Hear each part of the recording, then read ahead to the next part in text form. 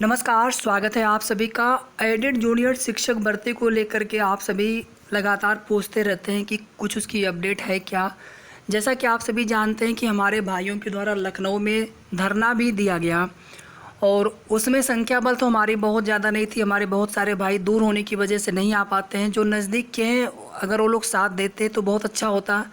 और हमारे कुछ ऐसे पुराने साथी भी जो पहले सक्रिय थे, लेकिन अब वो लोग बिल्कुल भी सक्रियता नहीं दिखाते हैं। तो कोई भी आपस में मनभेद नहीं होना चाहिए।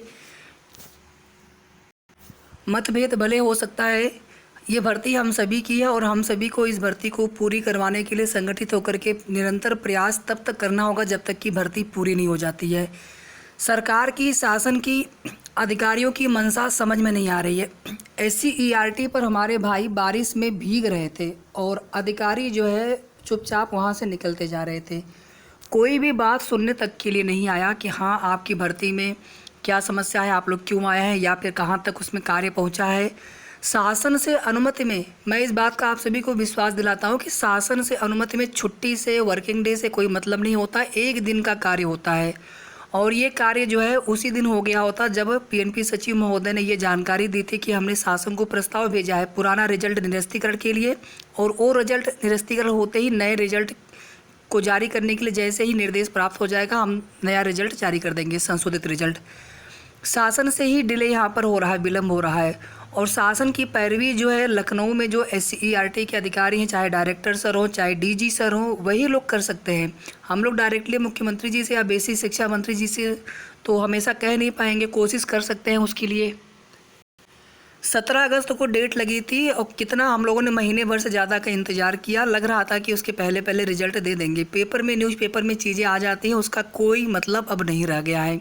न्यूज़पेपर की खबरें हम लोग बहुत बार देख चुके हैं, उसका कोई मतलब नहीं होता है। 31 अगस्त को फिर से कोर्ट में डेट लगी है और डेट फिक्स है, 31 अगस्त को सुनवाई होगी। और पिछला वाला कोर्ट ऑर्डर हम सभी ने देख ही लिया। उसमें जो संयुक्त सचिव थे और या तो फिर जो PNP सचिव महोदय थे, तो उन्होंने अपना जवाब रख दिया अपना कि प्रस्ताव हमने भेजा हुआ है, जैसे ही निर्देश आएगा रिजल्ट दे देंगे।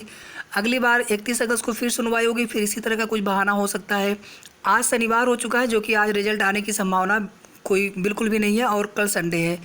इसके बाद फिर आप देखेंगे तो फिर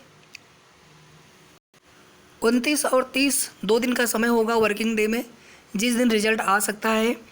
कोई भी जानकारी, कन्फर्म अपडेट नहीं प्राप्त हो रही है शासन से निर्देश को लेकर के। अगर PNP से या फिर SC-ERT से कुछ अगर जानकारी लेनी होती तो वहाँ से चीज़ें थोड़ी बहुत संभव होती, लेकिन शासन कब तक अनुमति देंगे प्रस्ताव पर, ये चीज़ें तो बता पाना बहुत ही मुश्किल है। या तो इसमें प्रमुख सचिव बेसिक के दीपक सर कुछ बता पाएँ, या फिर शासन से कोई जानकारी हो SC-ERT के अधिकारियों को तो भले बता दें। ना तो एक भी सीटें बढ़ पाई, इवन जो रिटायरमेंट वाली कुछ भी सीटें होती, 50, 100, 150, 200, 250, 300, कम से कम वही सीटें भी अगर मिल गई होती हमें। सबकी बड़ी उम्मीदें हैं इस भर्ती से। साथ ही साथ दूसरी भर्तियों की भी लोग तैयारी कर रहे हैं।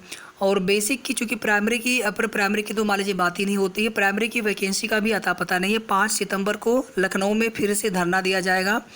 सरकार रिक्तियाँ नहीं भरेगी तो बच्चे विद्यालय में नहीं रुकेंगे, वो प्राइवेट की तरफ उनके गार्जियन ले जाएंगे। ये सब चीज़ें हम लोग आरोप नहीं लगा रहे हैं सरकार के ऊपर, विद्यालय के ऊपर, लेकिन ये सब चीज़ें हम लोग देख रहे हैं। फिर धीरे धीरे और भी बच्चे कम होंगे तो आपको और भी शिक्षकों की आवश्यकता पड़ेगी गवर्नमेंट को। इस तरह से तो धीरे धीरे शिक्षक ही नहीं बचेंगे विद्यालय में, बच्चे कहाँ से आएंगे। शिक्षक बढ़ाना चाहिए, व्यवस्था बढ़ाएंगे तो ऑटोमेटिकली जो है बच्चे बढ़ेंगे। एडेड वाली प्राइमरी की वैकेंसी की हालत आप सभी ने देख ली कि जहाँ पर बच्चे कम हैं वहाँ के टीचरों को दूसरे विद्यालयों में जहाँ टीचर कम है वहाँ पर उनको एडजस्ट किया जाए, संख्या अनुपात समानुपात तार्किक बनाया जाए। और उन विद्यालयों को जहाँ पर बच्चे कम हैं, 30 से कम बच्चे हैं, अनुदानित सूची से उनको बाहर निकाला जाए। ये शासन का निर्देश है। जबकि लग रहा था कि 600-700, कम से कम तो 500-600 की वैकेंसी उसमें भी होती। पहले 539 विद्यालय थे, फिर 489 विद्यालय बचे हैं। अभी हो सकता है उसमें और भी कुछ संख्या घट गई हो। तो जहाँ 400-800 की वैकेंसी आती, भर्ती होती, लेकिन अब तो भर्ती की उम्मीद ही खत्म हो गई है। और यहाँ पर भी जो ये भर्ती चल रही है एडेड जूनियर हाई स्कूल शिक्षक भर्ती वाली, भविष्य में भर्ती होगी कि नहीं होगी कुछ नहीं पता।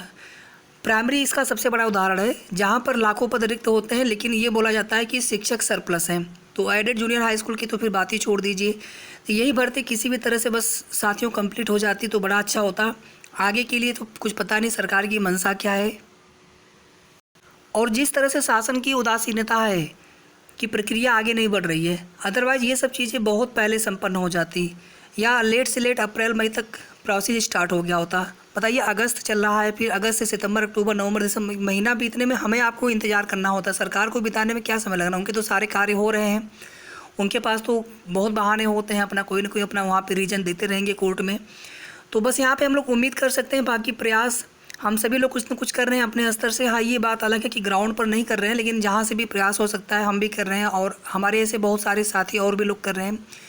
और बात हुई थी हमारी, बाकी जो ग्राउंड स्तर पे हमारे भाई लोग प्रयास कर रहे हैं, उनका प्रयास सबसे पहले सराहनीय है।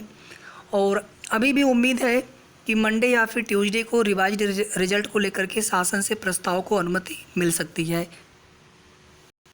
चूँकि रिजल्ट पूरी तरह से बनकर के तैयार है पीएनपी सचिव के कथनानुसार, तो इस वजह से ये भी उम्मीद कर सकते हैं कि अगर मंडे ट्यूसडे में भी अगर शासन से प्रस्ताव की अनुमति मिल जाती है, निर्देश आ जाता है रिजल्ट को लेकर के कि नया रिजल्ट जारी कर सकते हैं, पुराना रिजल्ट जो है निरस्त का आदेश आ जाता है, तो उस स्थिति में तुरंत जो है रिजल्ट को पब्लिश भी किया जा सकता है, साइट पर अपलोड के लिए भी लगाया जा सकता है। बाकी 31 अगस्त को कोर्ट में सुनवाई होनी है। देखते हैं कि उस दिन मामला निस्तारित हो पाता है या फिर से नेक्स्ट डेट ली जाती है। तो जो कुछ भी अपडेट प्राप्त होगी, कोई भी सही जानकारी प्राप्त होगी, तो आप सभी को नेक्स्ट वीडियो के माध्यम से ज़रूर बताएंगे।